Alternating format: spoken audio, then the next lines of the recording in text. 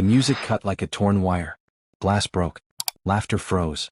Kola's hand, heavy, jeweled, eager to be seen, came down across Sade's face in front of 20 people. It was his birthday. It was his house. It was his pride. He wanted everyone to know.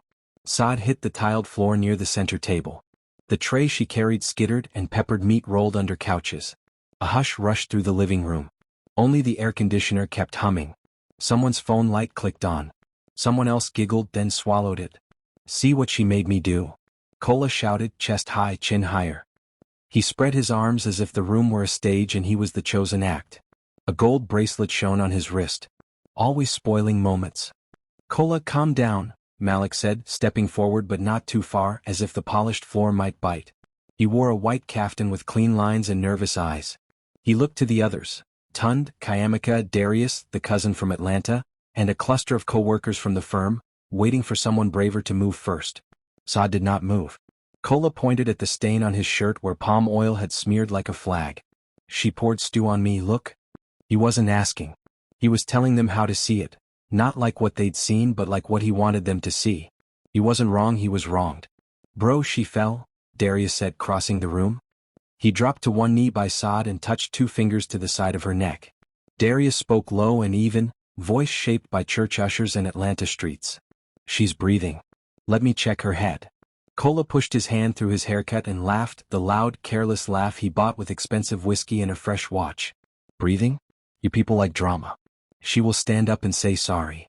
Tun shifted, then went still.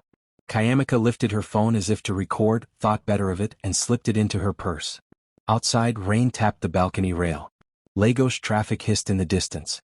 Inside, the room smelled like party jollof, perfume, and fear. Sade's eyes were closed. Her head had struck the base of the TV console. A small bruise was already rising, slow and dark. Darius placed his folded jacket under her head, then turned to the crowd. "Fetch cold compress," he said. "And water. Call an ambulance." "Ambulance?" Kola spat the word as if it had disrespected him. "Inside my house. For this woman?" "Your wife," Malik said quietly. Kola's jaw tightened. Pride and anger were twins in his face. He stared at Sade the way a man stares at a dent on a new car. Annoyed at the dent, annoyed that anyone could see it, annoyed that the car wasn't perfect. "Move," he said to Darius. "I'll wake her. Don't touch her." 2 sentences met in the air. One was a command made of volume. The other was a boundary made of steel. The guest shifted again. No one clapped. No one shouted. Everyone floated in that terrible middle ground where right and wrong are obvious, but the first step costs something. Kola threw up his hands and turned on the room. "You see what I endure? You see the disrespect? Bringing small chops when I told her small chops must be hot. Even my shirt, look at it." Darius didn't look up. He was with Sade.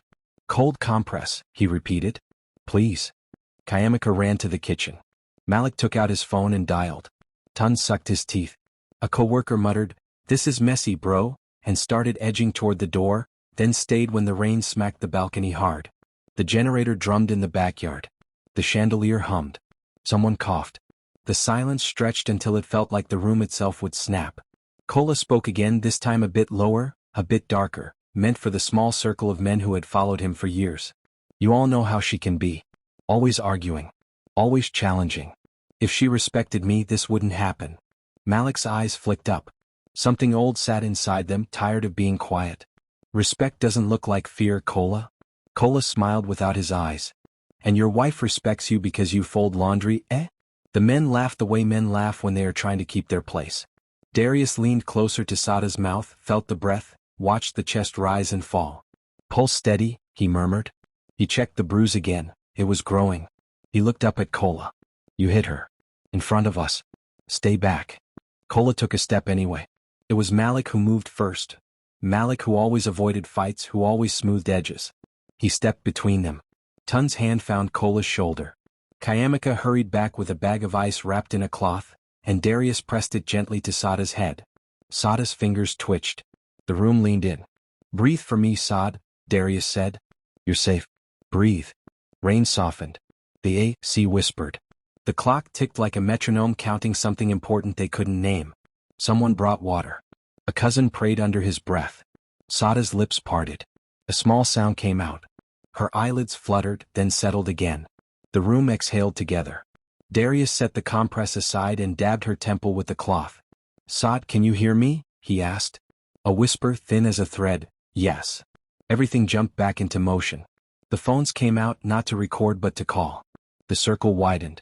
Kola took a half step forward, ready to turn the scene into proof that he had been right all along. But Sade did not look at him. Her eyes, when they opened fully, were not cloudy with fear. They were focused, calm.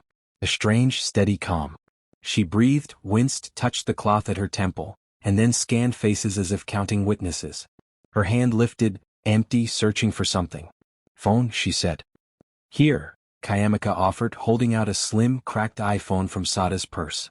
Darius helped Sade sit, careful. The room watched, shocked at how small she looked, shocked at how solid her voice sounded. Kola barked a laugh, relief and swagger mixing. "Ah, you see? She's fine. Give her my phone, she will apologize publicly." Sade's thumb shook only once on the screen. She unlocked the phone with a code that seemed to sit in her bones. The dim light painted her cheek in soft shadow. Her voice, when she spoke next, was still quiet, but it carried. "Darius," she said, eyes still on the phone. "Please stand." He stood. "Malik, stand." He stood. "Kola," she said, and now she did look at him, not with fear, but with a kind of clear, exact sadness. "You like being watched?" Kola smiled, thinking it was applause. "Finally, sense." Sade's fingers slid on the screen. A blue light blinked on the smart TV. The birthday slideshow froze. The screen went black, then loaded a new file.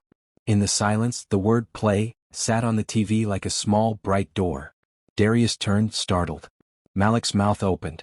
Kayamika's nails pressed her palm. Kola's laugh faltered. "What is this?" he asked. Sade didn't answer him. She looked at the room, at each face that had gathered for cake and status and free food. She looked at the friends who had half-stepped forward, then stopped. She looked at the men who were always bolder with jokes than with justice. Then she nodded to Darius. "Turn up the volume," she said. "Madam, maybe wait for ambulance," Tund whispered, uneasy now, as if the walls had moved. Sade did not flinch. "Turn it up." Kola tried to reach for the remote on the console. Malik moved it first. "Sit," Malik told Kola, surprising himself with the weight in his voice. "You'll watch." Kola's face hardened. He looked from Malik to Darius to the room he owned. He tugged his shirt straight, squared his shoulders and smiled again, bigger, almost bored. "Play now," he said. "Let's see your movie." Sade breathed in and held it the way a swimmer does before going under. The room tightened around the TV like a fist. Outside, the rain had slowed to a soft, steady patter, as if Lagos itself was listening. On the TV, the timestamp stamped itself in the corner. Last week, Wednesday night. The camera angle was not from a phone in a shaky hand. It was high. It was clear. It was the living room ceiling. Sade's thumb hovered above the final button. "Everyone," she said, voice even, "watch with me." Her finger pressed. The screen brightened. And just as the first frame sharpened into life, just as the room's breath became one, just as Kola's mask slipped for the smallest second, the front door burst open hard enough to rattle the hinges. Uniforms filled the doorway. "Police," a voice called. "Who is Mrs. Sade, Kola?" The room froze again, but the freeze felt different now, like a trap had shifted, like a game had been played in silence and the board had just been flipped. Sade lifted her chin despite the ache in her head. She did not look at Kola. She looked at the uniforms. Her voice did not tremble. "I am." The TV glowed, ready to speak. Kola took one step back. Then the power blinked once. The generator coughed. The room went dark. For 3 long seconds the darkness felt alive. Breaths counted themselves. Shoes scraped. Rain wrote soft lines on the balcony glass. Then small lights bloomed, phone flashlights, pale circles floating like worried moons around Sade on the floor and the line of uniforms at the door. "Everyone stay where you are," the lead officer said. He was tall, in a dark rain jacket over his vest. His voice didn't shout, but it filled the room. "Generator?" "In the backyard," Malik answered, his light steady. "I can switch it." "Go," the officer said, nodding. "You," he pointed to Darius, "stay with her." Kola found his voice first, offended that anyone else had used theirs. "Officer, this is my house. You don't enter like." The beam of the officer's torch landed on Kola's stained shirt, then on the swelling on Sade's temple. It moved between the two like a scale weighing a story. "And this is your wife," the officer said. "We were called." "By who?" Kola demanded. By the law, Darius said without looking up. He kept the compress to Sade's head. Hold still, he murmured to her. You're doing well. Sade leaned into the cloth and breathed out slowly. The pain had a sharp edge, but her mind sat above it, clear. In the dark she could smell the stew on Kola's shirt and the cold metal of the officer's torch. Her fingers felt for her phone again. It will come back, she whispered to Darius. The power. Outside, the generator coughed twice, then caught. Light rolled over the room in a tired wave. The chandelier glowed again. Shadows ran back to the corners. The officer's torch went down, and the power returned to the TV. A paused frame with the ceiling view of the same living room from last Wednesday, timestamp shining like a small truth in the corner. The officer stepped closer to Sade and crouched. His eyes softened the way eyes do when they see both hurt and courage at once. Madam, I am Inspector Femi. Can you speak? Yes, Sade said. Do you require ambulance? I'll let the doctor decide, Darius said, glancing up. But she's alert. No loss of airway. We should keep her still. Good, Inspector Femi replied, then looked at Sade again. Did you message us? Sade nodded. Emergency SOS. Kola blinked. Emergency, what? What is all this? Sade's voice was steady. The side button on my phone. 5 presses. It sends my location and starts recording. I said it last month. Kola's mouth opened, then closed. He looked around at his friends as if to borrow their disbelief. So now you do technology against your husband? No one answered him. The TV screen brightened. The living room in the video was the same room they stood in now, but emptier, cleaner. The camera, planted high and quiet in the ceiling vent, saw everything: doorway, couches, console. It saw Kola on a different night, his walk heavy with drink. It saw Sade holding a small bowl and a soft smile. Pause that, Kola snapped, reaching for the remote. Malik was faster. He slid the remote under the folded cloths on the console and set his phone on top of them. Inspector, Malik said, voice careful, there are cameras in the ceiling. She installed them after a previous incident. Kola turned on Malik. You knew. I helped pay for the install, Malik said. The words surprised him as they left his mouth, as if he had chosen a side without making a speech about it first. And I drove her to the NGO in Yaba to speak to a counselor. A thin crack ran through Kola's smile. So all of you have been planning against me in my own house? It's not against you, Darius said. It's for her safety. Inspector Femi rose. Mr. Kola, step aside please, he said, and 2 officers moved with him, not threatening, simply present. No one touches the TV or the recording devices. Madam Sade, do you give consent for us to view and seize the footage? Yes, Sade said. Kola laughed, high and brittle. Seize? For what? She fell. You people saw her fall. Darius, tell them. I saw you hit her, Darius said. And the cameras saw what happened before tonight. Let's let them speak. What cameras? Kola barked. The ones you never look up to see, Sade said. Her words slid into the room like a blade wrapped in cotton. The inspector nodded to an officer, who began following the line of vents with his eyes, counting screws. Another officer stood by the hallway leading to the back rooms. We will need the recorder, he said. The DVR is in the study, Sade said. Behind the top shelf. There's a black panel. Tun blinked. How you take hide-am like that? Slipped out before he swallowed the pigeon back, glancing at Kola to see if the wrong person had heard. Kola heard. His eyes narrowed, measuring loyalty. Tun looked away. The paused frame on the TV was a quiet Wednesday evening. The inspector lifted the remote from under the cloths and pressed play. The room on the screen moved. Kola in the video dropped his briefcase. Sade said something small and kind, and Kola's face shifted the way it shifts when a man knows he can make himself big for free. He slapped the bowl out of her hand. It broke on the tile like a small animal. The room watching the room went silent. On screen, Sade stepped back with both palms up, calming water in a pot that wanted to boil. Off screen, Kayamika's hand climbed to her mouth, tears arriving without asking permission. Tun's gaze jumped to the door and back, like a trapped bird. Darius folded his arms over his chest to keep them from shaking. In the present, Kola rolled his shoulders, trying to look bored. I was tired, he said to no one in particular. That day was stress. Video Kola grabbed Video Sade's wrist and pushed her against the console. She cried out. He looked over his shoulder at the camera without seeing it and smiled at his reflection in the TV. Inspector Femi pressed pause. Mr. Kola, he said, You are going to remain where you are while we complete our assessment. If you interfere, you will be restrained. You can't talk to me like. We can, the inspector said, and the way he said it made arguing feel like trying to stop rain with a hand. Sade touched Darius's sleeve. Please, she whispered. Let it play. The inspector pressed play again. The recording ran through, not rushed, not embellished, just the truth laying itself out like cloth. The grip, the shove, the apology that sounded like a threat, the empty promises the next morning. Then another day, raised voices, a plate thrown, a door slammed. The camera saw everything because it was patient. When the Wednesday clip ended, the screen jumped to Thursday. Kola, smiling with a neighbor in the living room, spoke in a voice meant to impress people who think loudness is leadership. He joked about how some women need training.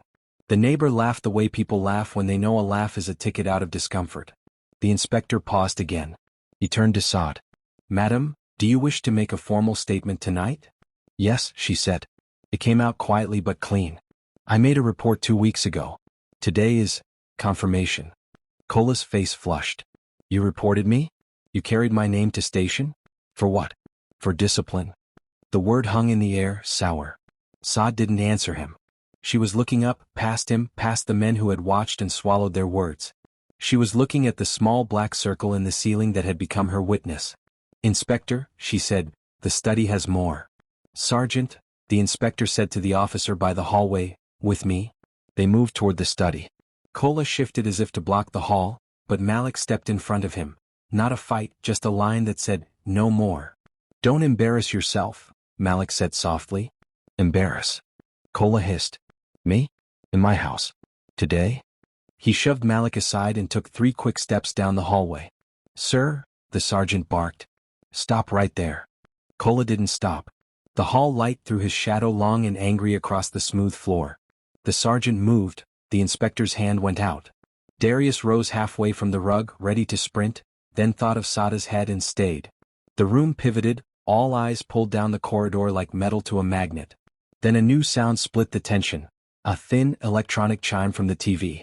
The video archive had switched automatically to a different folder. One Sade had labeled in a way only she would understand, study, night, safe. The first frame filled the screen. It was Kola's study. Leather chair, shelves full of awards with his name bigger than the company's, a safe tucked into a cabinet. The camera angle was higher than a human eye, staring straight down like a truth from the ceiling. In the frame, late at night when the house slept, a figure slipped in with a hood over his head. He moved like someone who knew the way in the dark. He knelt at the safe, tapped a code, and pulled out a flat envelope thick with papers and something that looked like stacks wrapped in brown bank tape. The hood came off. It wasn't Kola. It was Tund. The room inhaled at the same time. Tund's flashlight beam trembled. Then his entire hand did. Ow, he stammered, the sound of a man trying to swallow his own name. Kola, it's not. This is not. On screen, Tund tucked the envelope under his shirt, glanced around and left as quietly as he had come. The timestamp was from 3 nights ago. Kola froze in the hallway like a computer that had taken in too much truth at once. He turned back to Tund, to the screen, to Tund again, calculating, burning, betrayed and exposed in the same breath. You, he said, voice low and dangerous.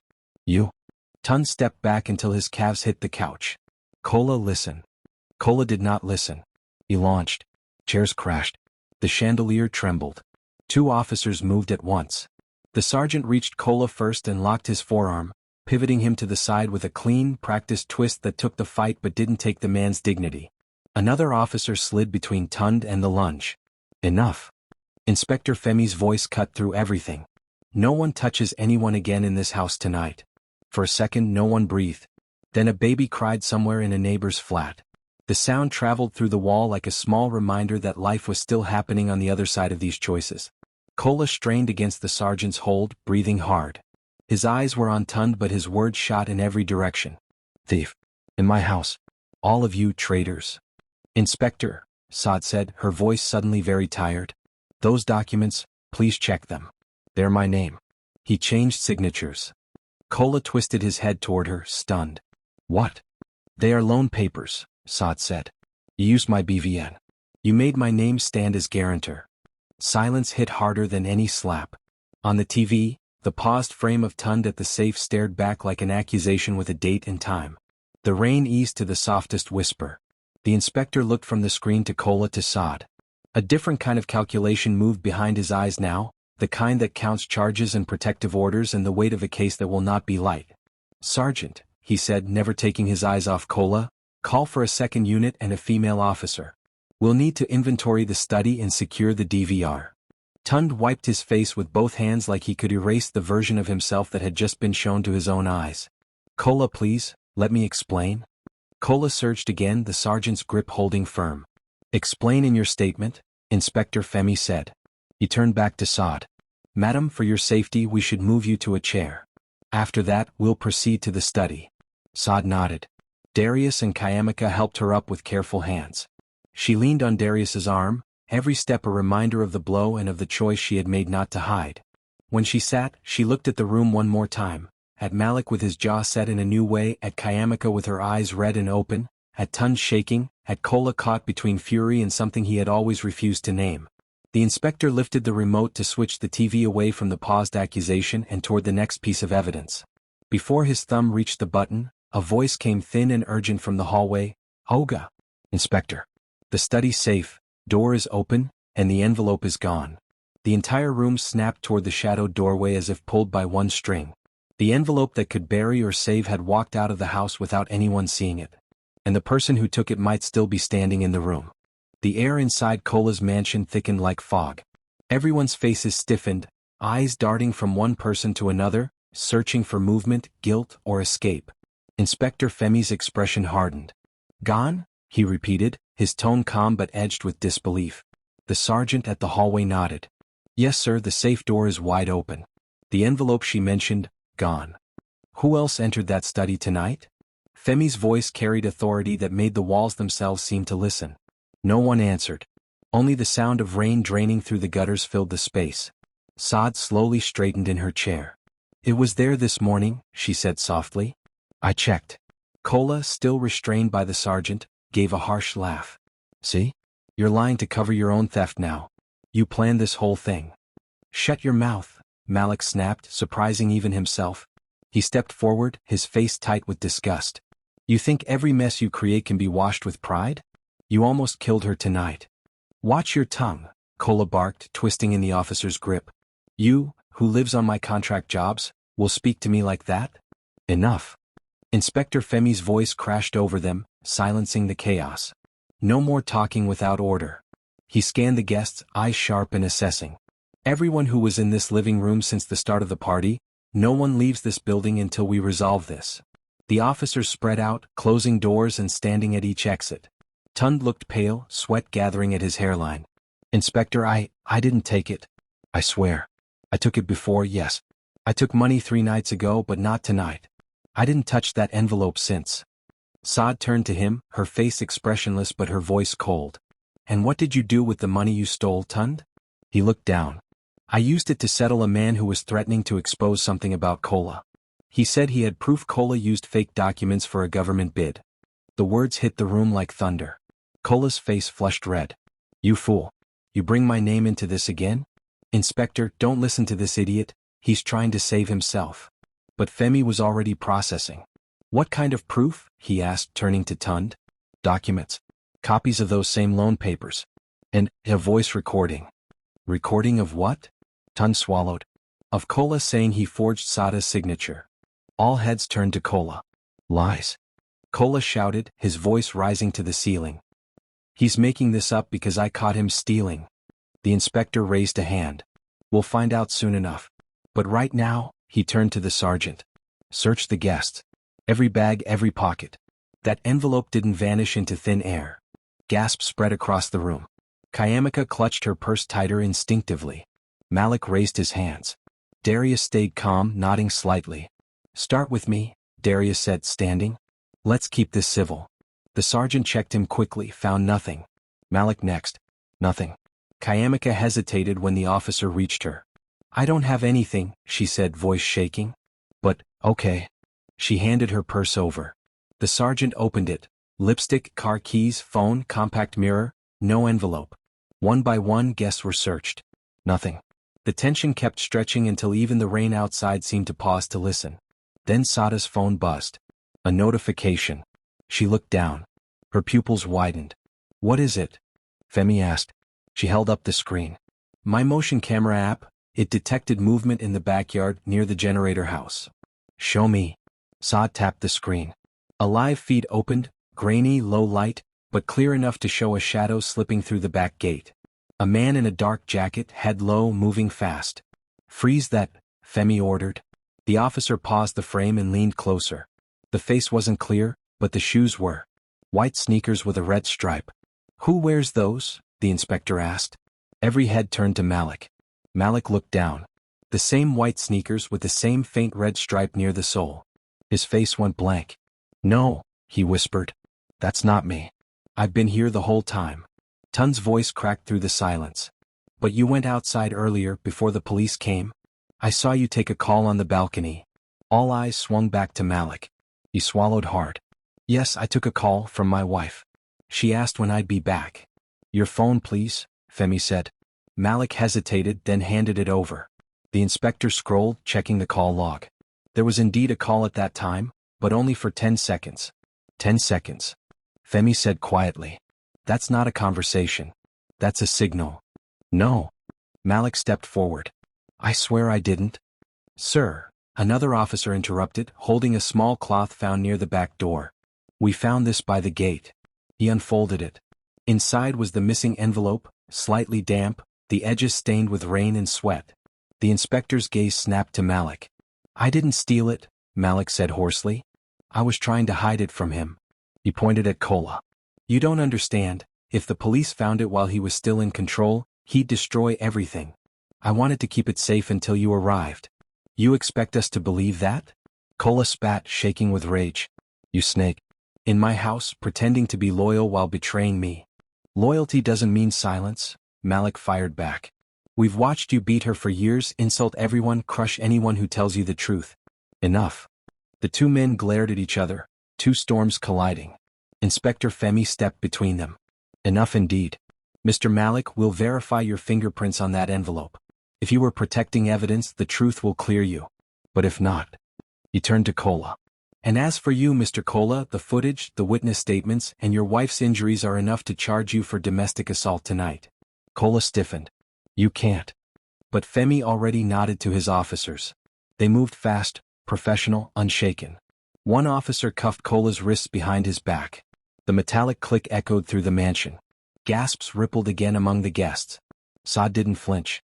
She simply watched as the man who had humiliated her in front of friends was finally forced to stand in silence while his own laughter died in his throat. Inspector, she said quietly, may I say something before you take him? Femi nodded. She stood, still a little shaky but strong enough to meet Kola's glare. Kola, she began, voice calm and almost gentle. For years you called me weak.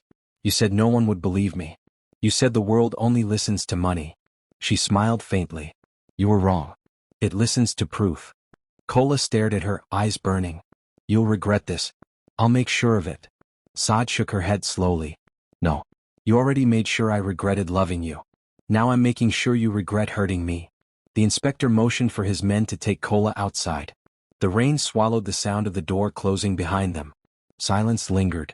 Then Darius exhaled deeply, shoulders finally relaxing.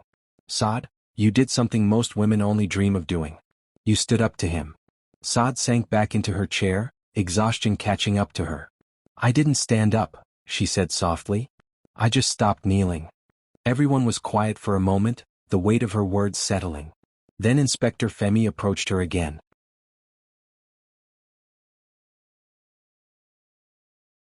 We'll need you at the station tomorrow for a full statement. For tonight you should rest. We'll assign a female officer to stay with you until morning. Thank you, she said. As the officers began clearing the scene, the guests slowly started to leave, each one shaken, silent, thinking about how quickly power can change hands when truth finally finds light. Darius lingered, turning off the TV. You'll be safe now, he told her. Sade looked up at the ceiling camera. I think safety is when you stop pretending danger is love. Then she looked at Darius. Help me pack my things. I'm never coming back to this house. He nodded quietly. As they walked toward the bedroom, the storm outside began to fade. But inside that house, another storm had just begun. A storm that would not end until every secret Kola buried finally came to light. If you were in Sade's position, publicly humiliated but with a chance to turn things around, what would you have done? Would you expose him the same way or walk away quietly? Share your thoughts in the comments below. And don't forget to subscribe, like, and share this story so more people can learn from it. Your support helps us tell powerful African stories that inspire change. The next morning, the sky over Lagos was pale and heavy with leftover rain. The compound was quiet, the kind of quiet that comes after chaos. The only sounds were the soft sweep of a broom and the low purr of a police patrol car parked by the gate. Sade sat on the edge of the guest room bed, wrapped in a light shawl, her head still bandaged from the night before. She stared at her reflection in the mirror, the faint bruise on her temple, the tired eyes, the woman who had finally stopped being silent. Darius knocked lightly and stepped inside, holding 2 steaming cups. "Ginger tea," he said. "Doctor said it'll calm your nerves." She took the cup, her fingers trembling slightly. "Thank you." He nodded and leaned against the wall, watching her. "How's your head?" "Better," she said softly. "But my heart," she trailed off and looked away. "It feels strange. Like I'm both free and broken." Darius sighed. "That's what freedom feels like sometimes, the ache before it starts to heal." There was a knock on the door. An officer stepped in. "Madam Sade, the inspector wants to see you at the station." He said, "It's urgent." "Has something happened?" Darius asked. The officer hesitated. "They found something in the study this morning." Sade's brows furrowed. "What did they find?" The officer looked at her gravely. "A hidden drawer, with documents bearing your name, and a forged death certificate." Sade froze. "A death certificate?" "Yes, ma'am," the officer said quietly. "According to it, you died 2 months ago." The cup slipped from her hand and shattered on the floor. At the station, Inspector Femi stood beside a cluttered desk covered in files, a laptop, and a black folder labeled confidential. Sade entered with Darius close behind her. "Madam," Femi greeted her respectfully. "We found this early today when our officers did a detailed search of your husband's study." He opened the folder and spread out the papers. "It's a forged death certificate with your name, date of birth, and signature. The cause of death, domestic accident." Sade's knees almost gave way. What would he need that for?" Femi looked at her carefully. "To access insurance money. Or properties under joint ownership. We're confirming through the bank, but it seems your husband filed an insurance claim last week worth 50 million naira, in your name." Her hand covered her mouth. "He wanted me gone. Not just broken, gone." Darius clenched his jaw, anger flashing in his eyes. "That monster." Femi nodded grimly. "That's not all. We also found evidence he was planning to transfer your properties abroad under a shell company. The documents bear your digital signature. Whoever forged that death certificate had full access to your private files." "How did he even get them?" Sade asked, confused. "I always kept my passwords private." Femi exchanged a look with another officer. "We're still investigating. But we discovered something interesting last night. The safe that held the documents, someone had duplicated the key months ago." Sade frowned. "Duplicated? Who could do that without me knowing?" Before Femi could answer, the door opened, and another officer walked in carrying a small envelope sealed in evidence plastic. "Sir, we traced the fingerprint on the death certificate." Femi took the file, opened it, and looked at the report. His eyes flicked toward Sade. "It's not your husband's fingerprint." Her voice came out barely above a whisper. "Then whose?" Femi turned the paper toward her. "It's your cousin, Tund." Sade gasped. "Tund?" Darius stepped forward, disbelief written all over his face. "The same Tund who was stealing from Kola?" Femi nodded. "Yes. The signature matches his thumbprint perfectly." Sade shook her head. No. Tund's foolish, but he wouldn't try to kill me." The inspector folded his arms. "We think he might not have been working alone. Perhaps Kola used him or someone else manipulated them both." He motioned to an officer. "Bring Tund in." Moments later, Tund was led into the room, disheveled, eyes bloodshot, and fear thick on his face.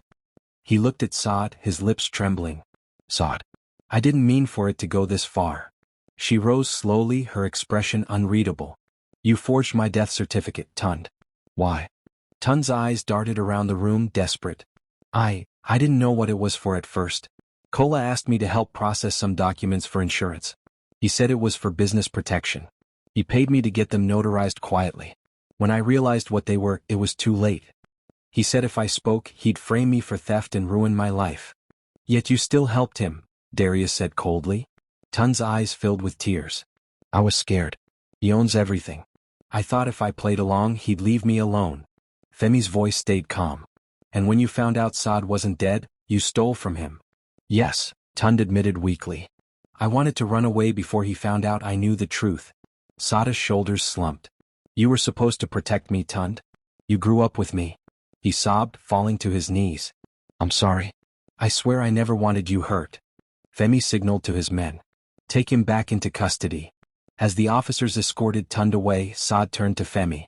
So all this time, my husband was planning my death and my cousin was helping him without even realizing it. Femi nodded solemnly. You're lucky you installed those cameras, madam. That recording didn't just save your case, it may have saved your life. Sade's gaze dropped to the desk, where her false death certificate lay in a clear file. Her own name printed beneath the word deceased. I wonder, she said quietly, how many women are already dead on paper before their bodies ever stop breathing? Femi's eyes softened. You're alive, madam. And your courage will make sure others live too. He paused. There's one more thing. We've received a call from Kola's lawyer. He's claiming all of this was a misunderstanding and he wants to make a deal. Sade looked up sharply. A deal? Yes. He said he'll confess to forging the documents if we drop the domestic violence charges. She laughed bitterly. So he still wants to control the story. Femi nodded. Exactly. What do you want us to do? Sade looked him straight in the eye. Her voice was calm, but every word carried steel. No deals. Let him face both charges. Let him feel the shame of being seen for who he truly is. The inspector nodded slowly. Understood. As she stood to leave, Femi added quietly, You may need protection for a while. People like your husband don't accept defeat easily. She nodded. I know. But I'm not afraid anymore. That night, back at Darius's apartment where she'd been offered a safe place to stay, Sade stood by the window watching the city lights flicker through the drizzle. You can stay here as long as you need, Darius said gently. I'll make sure you're safe. Thank you, she replied. But safety isn't a place, Darius. It's peace of mind. And mine is just beginning. He smiled softly. You've changed, Sade. I had to, she said. A woman can't survive what I did and still be the same. They stood in silence for a moment, the night humming softly around them. Then Darius asked quietly, What will you do next? Sade turned to him, her eyes burning with new resolve. I'll rebuild. But this time I'll build something that protects other women like me. Darius nodded slowly. That sounds like a good beginning. Outside, the thunder rolled again in the distance, like an echo of all that had passed. But this time the sound didn't frighten her. It reminded her that storms end and survivors rise. The sound of prison bars clanging shut echoed through the damp corridor of Ikoyi Correctional Center. Kola, dressed in a plain brown prison uniform, stood stiffly before the warden's desk. The arrogance that once filled every room he entered had faded, replaced by something darker, quieter, and more dangerous. The warden barely looked up from his papers. You have visitors, he said simply. Kola's brows knitted. Visitors? Who? Your lawyer, and someone else who didn't leave a name. The warden motioned for the guard. The steel door creaked open and Kola followed the guard through narrow, echoing halls. His face was calm but his eyes were sharp, calculating. In the small visitor's room, two figures waited. One was his lawyer, a neat man in a navy suit, spectacles gleaming. The other sat with his back to the door, a man in a leather jacket, tapping a gold ring on the table. Kola froze when the man turned around. Tund? He muttered. But it wasn't Tund. It was a man Kola hadn't seen in months. Chief Olaranfimi, the wealthy contractor who'd lost a Billionaire bid to Kola's company last year. The same man who had sworn, I'll make you regret crossing me. Kola's jaw tightened. What do you want, Chief? Olaranfimi smiled coldly. I came to finish what you started. You see, I warned you about stepping on too many toes. You didn't listen. Now your empire is crumbling. Kola's lawyer quickly interrupted. Chief, please, let's not make this personal. Oh, it's very personal, Olaranfimi said, leaning forward. Do you know who your wife came to see yesterday? My daughter. She runs a women's legal foundation. She's making sure your story trends everywhere. By tomorrow morning, everyone in Lagos will know the mighty Kola Adeyemi forged his wife's death certificate. Kola's nostrils flared. She's painting herself as a victim. Isn't that what she is? Olaranfimi said, smiling like a hunter who has already trapped his prey. You should pray she never truly decides to destroy you. Because she can. And she will. The lawyer cleared his throat awkwardly. Chief, if we can get to the point. The point, Olaranfimi said, standing, is that you're done. Your name, your company, your legacy, all finished. He straightened his jacket, then leaned close to Kola's ear. But you should also know, not everyone around her is clean. Kola frowned. What do you mean? Ask your friend Darius. Chief's smile widened. He isn't just helping her out of pity. Kola blinked. Darius? What are you saying? Olaranfimi patted his shoulder. Let's just say, he has reasons that have nothing to do with kindness. Maybe look into how much money was wired into his account last week. Then he turned and walked away, leaving Kola with 1,000 thoughts burning in his mind. Later that night, Sade sat at Darius's kitchen table, going through a pile of documents Inspector Femi had sent her for review. The apartment was warm, quiet. Outside, the city hummed with its usual chaos: horns, laughter, rain. You've hardly eaten, Darius said gently, placing a plate beside her. Take a break. Sade looked up and smiled faintly. I will. I just want to understand how deep this goes. Every time I think it's over, another secret crawls out. He sat across from her. That's how truth works. It keeps peeling layers. She sighed. Femi said there were several offshore accounts under Kola's name, all using my details. The more they dig, the worse it gets. Then it's good they're digging, Darius said. She studied him quietly for a moment. You've done a lot for me, Darius. More than anyone. He smiled softly. That's what friends do. But something in his eyes shifted when she held his gaze, a flicker, small but real. She saw it. Her voice softened. There's something you're not telling me. Darius hesitated, then looked down. It's not about you, Sade. Then tell me anyway. He sighed deeply. When Kola was first investigated 2 years ago, I was part of the audit team that cleared him. I didn't know he was guilty. He paid off my boss to bury the evidence and he swallowed hard. I didn't stop it. That's why I decided to help you now. To make things right. Sade leaned back, silent for a long moment. You worked for him. I worked under him, Darius corrected. And I saw the way he treated people. But I stayed quiet. I regret that every day. She nodded slowly, processing. At least you're helping now. He nodded, relief softening his face. I won't fail you this time. Before she could respond, her phone buzzed. It was Inspector Femi. She answered quickly. Inspector? Madam, are you at home? Femi's voice sounded tense. Yes, at Darius's apartment. Good. Stay inside and don't open the door for anyone you don't know. Kola managed to make a call from the prison line about 2 hours ago.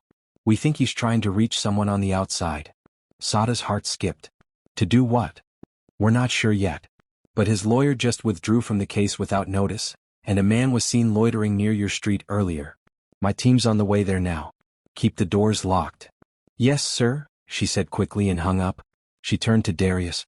The police said Kola might be trying to reach someone outside. We need to be careful. Darius immediately checked the locks. He can't reach you here, Sade. I promise. But even as he said it, a loud thud echoed from the front door, heavy and deliberate. They both froze. Another thud. Then a sharp knock. Who's there? Darius called out. Silence. Then a voice came low and rough. Delivery. Sade whispered, I didn't order anything. Darius moved quietly to the door, peering through the peephole. A man in a dark jacket stood outside, head lowered, holding a brown box. But something was off. The man wasn't looking at the door. He was scanning the corridor behind him. Back away from the door, Darius whispered. Sade stepped back, clutching her shawl tight. Then the man turned suddenly, looked straight at the peephole and grinned. Darius's pulse jumped.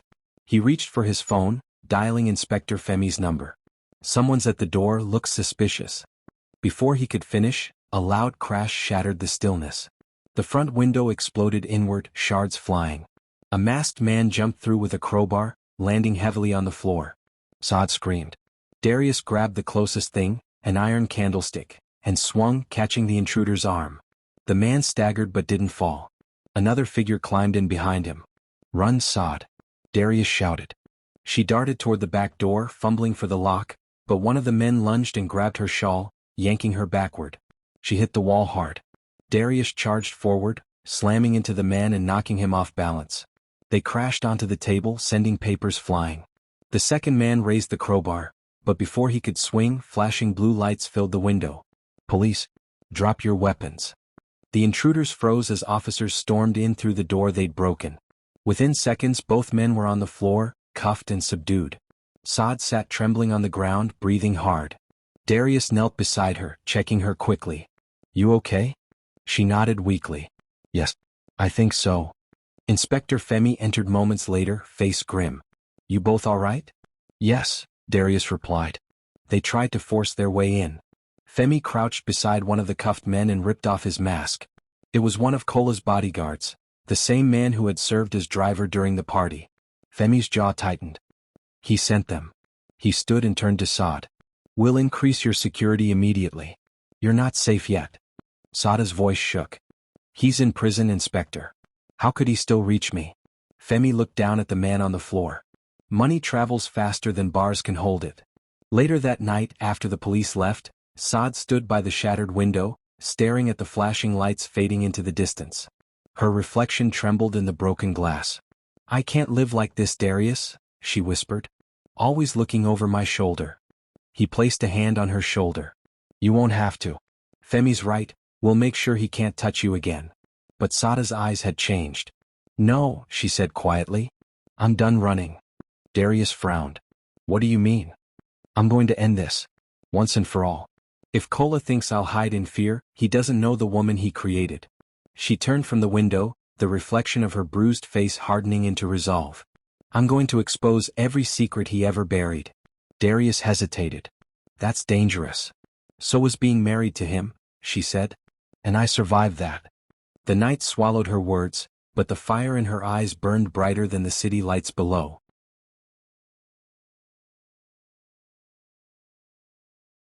She turned to Darius, eyes hardening.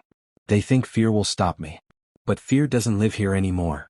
2 nights later, Sade stood on a stage at a packed women's empowerment event in Victoria Island. Cameras flashed. The audience was filled with activists, journalists, and survivors. She held the microphone, her voice strong and clear. Some men believe control is love. That silence is obedience. That money can erase pain. But I stand here today to say, no more. The crowd erupted in applause. She continued, if I could survive my own home becoming a prison, then no woman should live in fear again. We deserve safety. We deserve freedom. We deserve life. As she spoke, Darius stood at the back, watching with quiet pride. He knew she wasn't just fighting for herself anymore, she was fighting for every woman who ever felt invisible. But as the applause filled the hall, a man in a black jacket slipped in through the side entrance. His gaze fixed on her. He raised his phone, aimed it toward the stage and pressed record. Then he whispered into his earpiece. She's here. Tell the boss, we found her. The following morning dawned bright and deceptively peaceful. News of Sade's fiery speech had spread across Nigeria like wildfire. She had become a symbol. Faces of women with bruised hearts and broken homes now carried her name like a banner. TV stations replayed her words. Newspapers called her, the woman who refused to die in silence. But while her courage inspired millions, it also painted a target on her back. Inside Ikoyi prison, Kola sat on his narrow cot, back straight, a faint smirk tugging at his lips. Across from him stood a man in prison uniform, his left arm tattooed with the word Blaze. Everything's ready, Blaze said quietly. Your wife's face is everywhere now. It's time to end her chapter. Kola's eyes gleamed. Good. I want her to feel safe first. Let her think she's untouchable. Then we'll remind her, money doesn't die. It multiplies. He handed Blaze a folded note.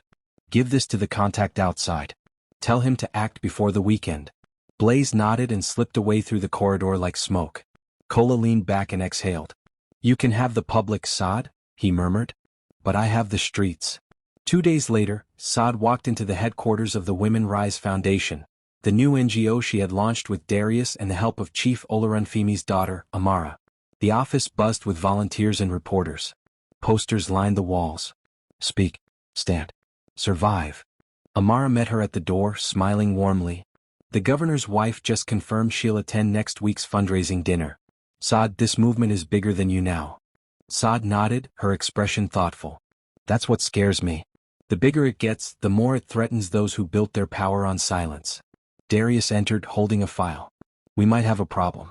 Inspector Femi just called.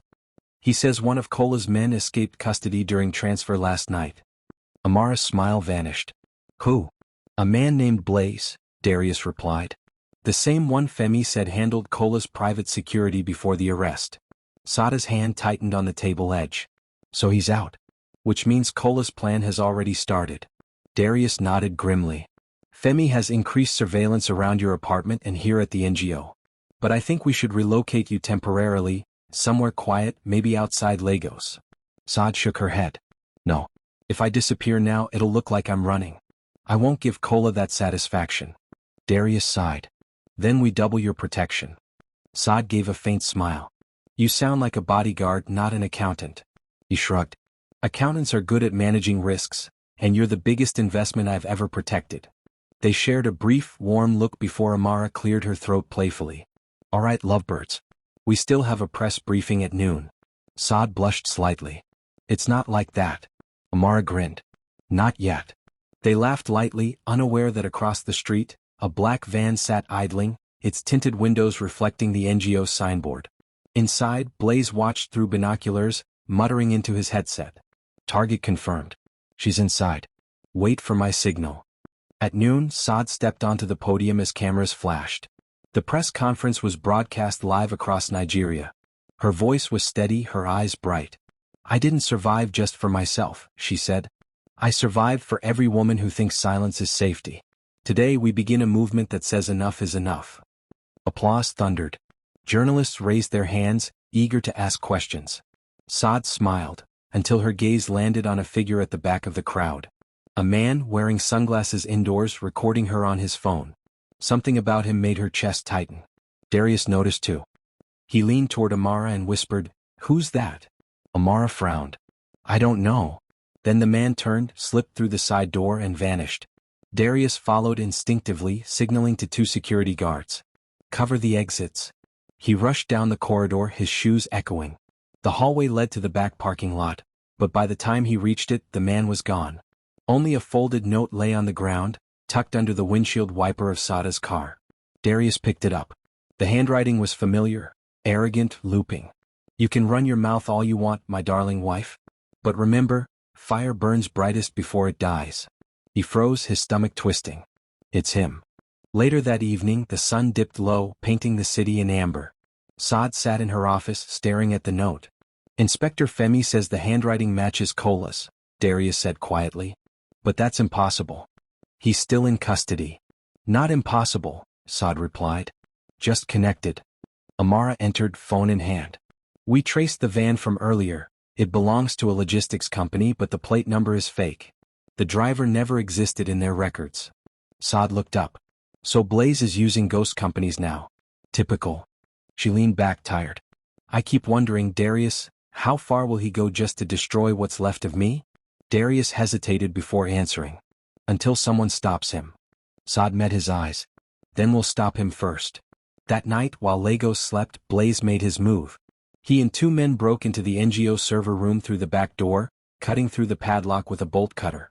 Their goal wasn't to steal money, it was to destroy records, erase files, and cripple Sade's foundation. But what they didn't know was that Inspector Femi had planted motion sensors in the building. The moment Blaze touched the server rack, a silent alarm went off. Within minutes, police sirens blared outside. Blaze cursed under his breath. "Move, move." They scattered toward the exit, but Femi's team surrounded the building. "Hands up," shouted one officer. "You're surrounded." Blaze dropped his crowbar but smirked. "You think you've won?" Femi stepped forward, his pistol aimed steady. "You should have stayed in your cell." Blaze chuckled. "You don't get it, Inspector. You can't lock up a ghost. And your little hero, she won't live to see her victory party." Before Femi could react, Blaze reached into his pocket and pressed a small button. A deafening explosion ripped through the far end of the building. Glass shattered, alarms screamed, and smoke filled the air. Femi dove for cover as debris rained down. When the smoke cleared, Blaze was gone. The explosion rocked the entire neighborhood. Darius and Sade, who were in the apartment nearby, heard it and rushed to the window. "My God," Sade whispered. "That's the foundation building." Darius grabbed his keys. "We have to go." "No," she said quickly. "The roads will be blocked. Call Femi." He dialed immediately, his voice urgent. Inspector, what happened? Femi's voice crackled through the line, heavy with smoke and anger. Explosion at your NGO. One casualty confirmed. Amara Olaranfimi. Sade's breath caught. No, that can't be. I'm sorry, Femi said softly. She didn't make it. Sade's knees buckled. Darius caught her before she hit the ground. Tears streamed down her face as she whispered, "He's not after me anymore. He's after everyone I love." Darius pulled her close. "We'll end this, Sade. I swear to you this ends now." She looked up, eyes burning with vengeance through her tears. "Then it's time to stop surviving and start fighting back." The city mourned. The explosion that killed Amara Olaranfimi dominated every screen in Lagos. Newspapers called it a terror act against women's freedom. Social media burned with anger. The world was demanding justice, but Sade wasn't speaking to cameras anymore. She was preparing for war.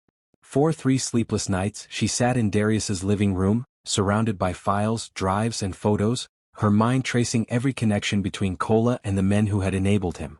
Inspector Femi arrived on the 4th morning, his face lined with fatigue. "We've traced the detonator used in the bombing," he said. "It came from a military supplier linked to one of Kola's shell companies. But here's the catch. Someone inside the police leaked our movement that night." Sade's expression hardened. "So he still has eyes inside your system?" "Yes," Femi said grimly. "He's reaching out through money. Bribing, blackmailing, anything to stay in control." "Then we cut off the money," Sade said, standing. "Every account. Every front. Everything he's using to stay alive." Femi frowned. "That's a job for financial crimes." They moved slow. Darius stepped forward, holding a laptop. "Not if we move faster." He opened a series of spreadsheets on the screen, webs of transfers, hidden accounts, offshore corporations in Mauritius and Dubai. "I worked for his company once, remember? I know how his financial skeletons are built. He hid them under fake charities, gold imports, and dummy real estate." Femi leaned over the table, studying the data. "If we can link these directly to his main company, we can freeze them." Sade's eyes flicked up. "And if we can't? Then we leak them," Darius said simply. "Publicly." Femi sighed. "That's risky. Once you go public again, you won't just be fighting Kola, you'll be fighting every powerful man who helped him." Sade nodded slowly. "Then let's fight all of them."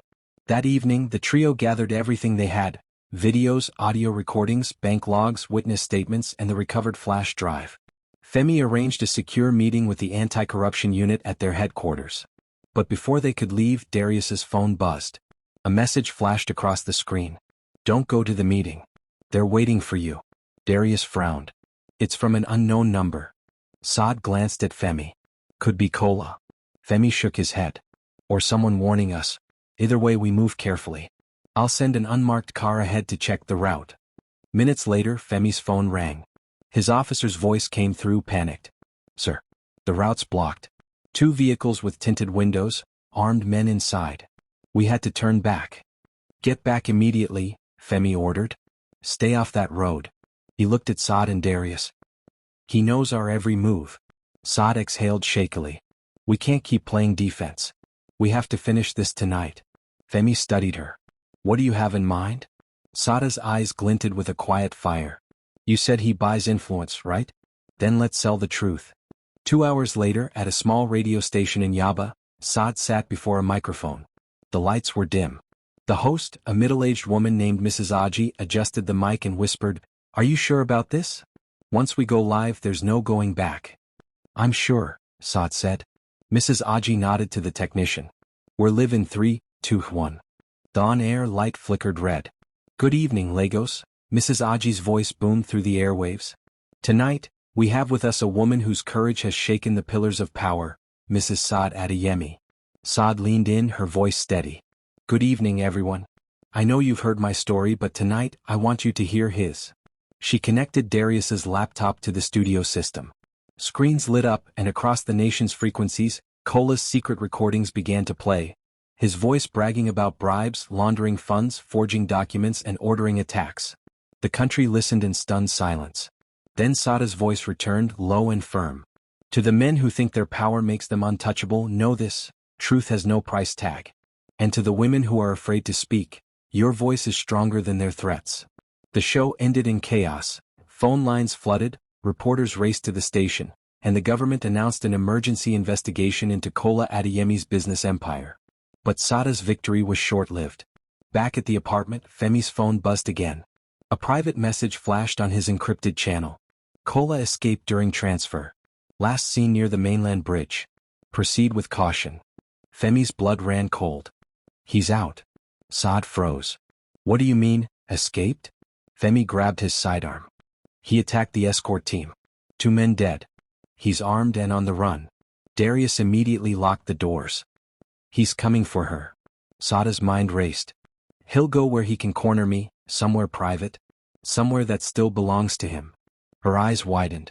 The old family mansion in Ikeja. Femi nodded grimly. Let's move.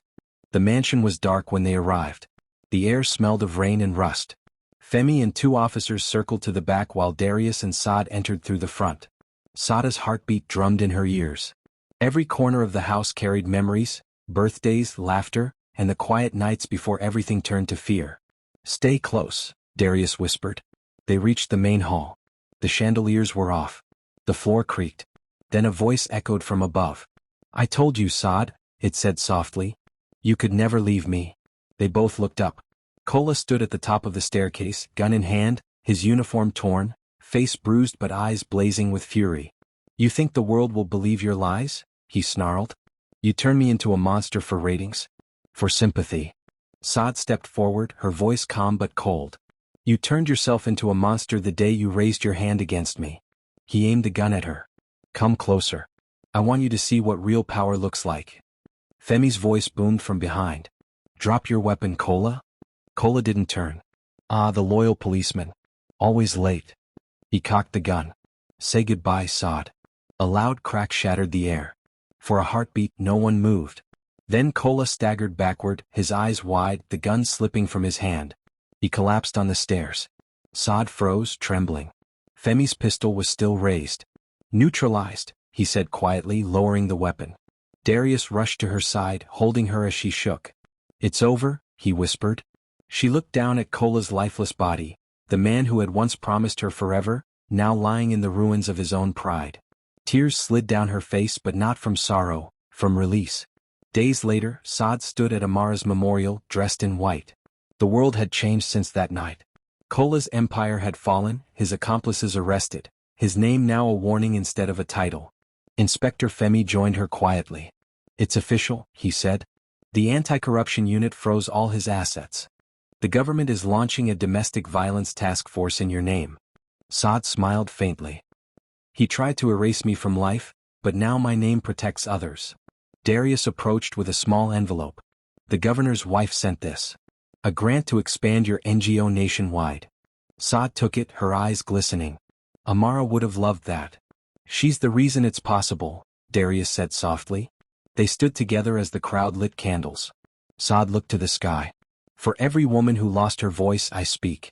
For everyone still trapped, I fight. And for everyone who thought she couldn't survive, I'm living proof she can. The camera lights flickered again, this time not to exploit her pain, but to capture her victory. And as she walked away from the memorial, her voice echoed softly through the crowd. Strength isn't silence. It's standing back up when silence tries to bury you.